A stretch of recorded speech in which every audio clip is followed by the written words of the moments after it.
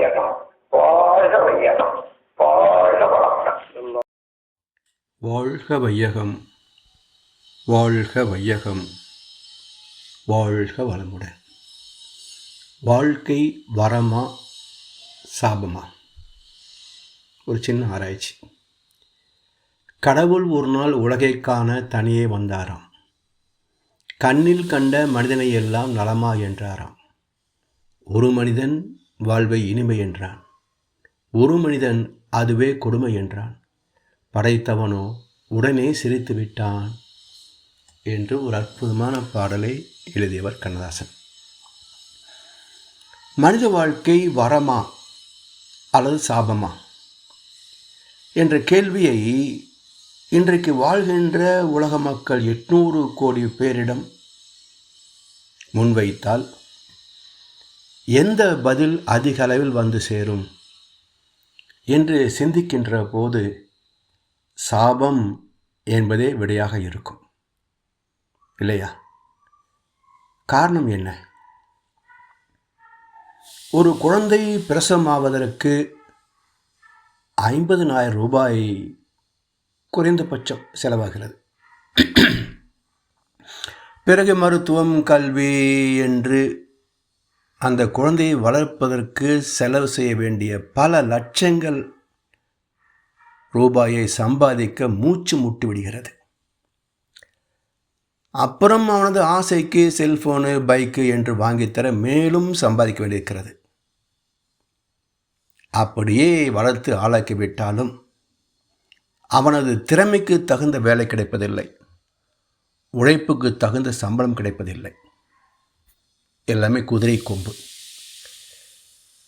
அதற்கு பிறகு சொந்த வீடு, அது இது என்று சீர் சனத்து என்று எவ்வளவு சம்பாதித்தாலும் பற்றாக்குறை பட்ஜெட் தான். இப்படி போட்டி பொறாமை மிக்க இந்த உலகத்தில் வாழ்ந்து முடிவதற்குள் என்னடா வாழ்க்கை என்று சலித்து கொள்ளாத மனிதர் இல்லை. ஏன் தான் பிறந்தோமோ என்ற கேள்வி பிறக்காத நேரம் இல்லை. பிறகு எப்படி இந்த வாழ்க்கையை வரம் என்று மகிழ்ந்து கொண்டாட முடியும்?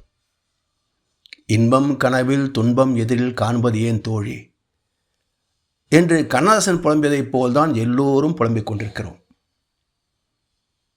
ஆண் குழந்தை பிறந்தால் மகிழ்ச்சி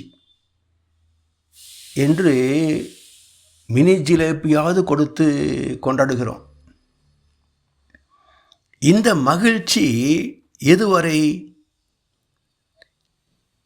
மழலை பள்ளி கேபிடேஷன் தொகையை கேட்டவுடன் துக்கம் வந்து விடுகிறது. ஆண் பிள்ளை என்ற மகிழ்ச்சி போய் இவ்வளவு பணத்தை கேபிடேஷன் தருவதற்கு எங்கே போய் தேடுவது என்ற துக்கம் வந்து விடுகிறது. சரி, ஒரு வழியாக அப்படி இப்படி செய்து புரட்டி கட்டிவிட்டேன், பள்ளியில் சேர்த்து விட்டேன் என்ற மகிழ்ச்சி எதுவரை நிற்கிறது?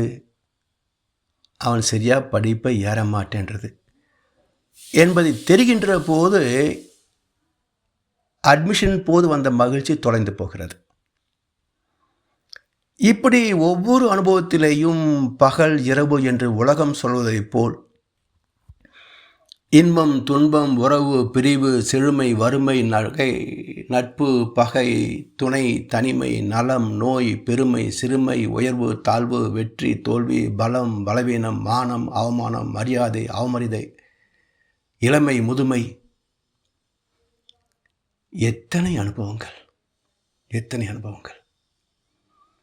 இவற்றில் சுகமானதை மட்டுமே நாம் ஆசைப்படுகிறோம். தோற்றுப்போன அனுபவங்கள் பிரதிபலித்து எண்ணமாக வருகின்ற போது மீண்டும் சலிப்பு, சோர்வு, தாழ்வு மனப்பான்மை இவையெல்லாம் சேர்ந்து வாழ்க்கை ஒரு சாபமே என்ற முடிவை நோக்கித்தான் தள்ளுகிறது. இந்த தவிப்பு கீழ்த்தட்டு மற்றும் நடுத்தட்டு வர்க்கத்திற்கு மட்டும்தானா என்று சிந்திக்கின்ற போது மேல்தட்டும் விதிவிலக்கு இல்லை என்பதுதான் உண்மை.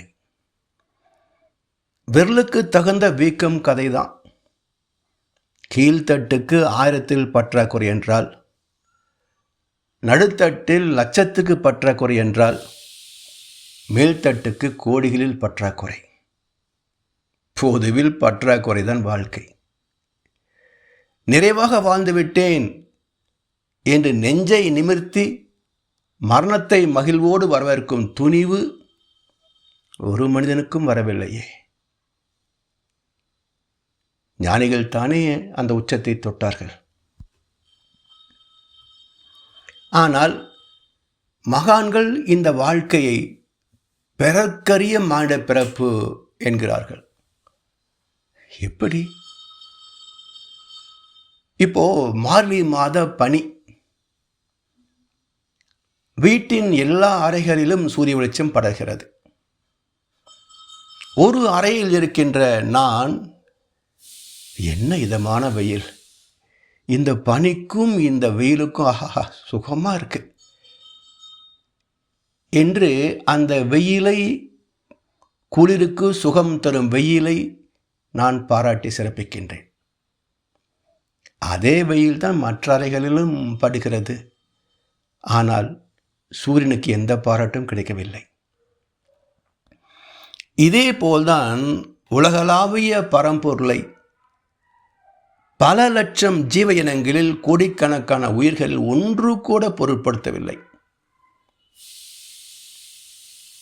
அந்த சிறப்புமிக்க தெய்வத்தை தேடவில்லை, மதிப்பளிக்கவில்லை. மனிதன் மட்டுமே தெய்வத்தை தேடினான், கண்டான், சிறப்பித்தான், வழிபட்டான், விழா எடுத்தான். மனமே முருகன், அறிவே சிவம் என்று அனுபவித்து பேரின்பம் கண்டான். மேதினியில் எம் தொழில் காதல் செய்வது கண்டீர், அன்பு செய்தல் கண்டீர் என்று களி கூர்ந்தான். ஈத்து உவக்கும் இன்பமே வாழ்வு என்று ஆராதித்தான். நோக்கும் இடமெல்லாம் பேரின்பம் என்று உள்ளம் குதூகலித்தான். தன்னை அறிந்தால் உண்மையில் இன்பம், தன் நலம் மறந்தால் பெரும்பேர் இன்பம் என்று ஆனந்தித்தார் கண்ணதாசன். பள்ளிக்கூடம் செல்லும் வழியில் கடவுள் நின்றானாம். பச்சை பிள்ளை மழலை மொழியில் தன்னை கண்டானாம். உள்ளம் எங்கும் வெள்ளம் பொங்கும் அன்பை கண்டானாம். உன்னை கண்டேன் போதும் என்று வானம் சென்றானாம். வரம் தானே இந்த பிறவி. இறைவனே நம்மை கண்டு குதூகலிக்கக்கூடிய பிறப்பல்லவா மனித பிறப்பு. இந்த அறிவின் மறுபெயர் இன்பம். நமக்குள் இருக்கின்ற பகுத்தறிவு அல்லது சிற்றறிவு, இந்த சிற்றறிவை கொண்டு புலங்கள் வழியாக தூய்க்கின்ற அனைத்தும் சிற்றின்பம் என்றுதான் குறிப்பிடுகின்றோம். பேரறிவான ஆதிசிவத்தை, சுத்த வெளியை அனுபவிக்கின்ற போது பேரின்பத்தில் திளைக்கின்றோம் அல்லவா? என்றால் அறிவின் மறுபெயர் இன்பம் தானே. சிற்றறிவால் உணர்வது சிற்றின்பம், பேரறிவை உணர்கின்ற போது பேரின்பம் என்றால் அறிவின் மறுபெயர் இன்பம். இதை தூய்க்கின்ற வாய்ப்பு மனிதனை தவிர வேறு யாருக்கு, எந்த ஜீவனுக்கு, எந்த பொருளுக்கு உண்டு இந்த உலகத்தில்? எனவே பிறர்க்கரிய பேரின்பத்தை தூய்க்கும் வாய்ப்பு கிட்டிய மனித பிறவி ஒரு வரம் தானே. இது மட்டுமல்ல, பிறக்கும் போது உடன் வந்த பித்ரு தோஷம் என்ற தீய வினைகளை நீக்கி புண்ணியம் சேர்க்கும் வாய்ப்பும் கிடைத்திருப்பது, வினை பதிவாம் சுமையை விடுத்து தூய்மை பெறவே நினைவாய் உடல் எடுத்து நிலம் மீது விழுந்த பின்னே என்னை மறந்தேன் எந்தேன் வினை மறந்தேன் உனை மறந்தேன் இறைவா, ஆனால் நீ உள் நிறைந்து என்னை மீட்டு இன்ப ஊற்றாய் நிறைந்து இறைவா என்று ஆனந்தித்தாரே மகர்ஷி. அப்படிப்பட்ட வாய்ப்பும் கிட்டிய பிறப்பு வரம் தானே. விரக்தி எதற்கு? வாழ்ந்து பார்ப்போம். வாழ்வது ஒரு முறை, வாழ்த்தட்டும் தலைமுறை. வாழ்க வளமுடன்.